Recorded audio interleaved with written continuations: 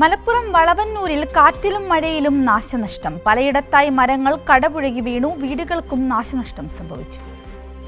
മഴയിലും കാറ്റിലും വലിയ നഷ്ടമാണ് വളവന്നൂരിലുണ്ടായത്. പഴയ ജുമാ മസ്ജിദിന് മുകളിലേക്ക് കൂറ്റൻ തേക്കുമരം കടപുഴകി വീണ് മസ്ജിദിന്റെ ഒരു ഭാഗം തകർന്നു.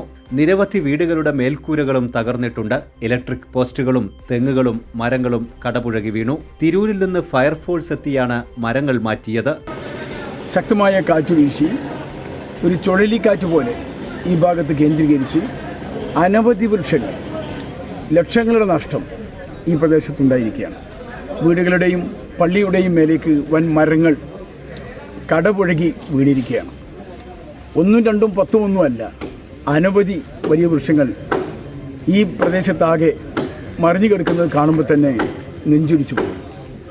കുറുക്കോളി മൊയ്തീൻ MLA സ്ഥലം സന്ദർശിച്ചു. നഷ്ടങ്ങളുണ്ടായവർക്ക് ധനസഹായം നൽകാനുള്ള നടപടികൾ സ്വീകരിക്കണമെന്ന് നാട്ടുകാർ ആവശ്യപ്പെട്ടു. കൈരളി ന്യൂസ്, മലപ്പുറം.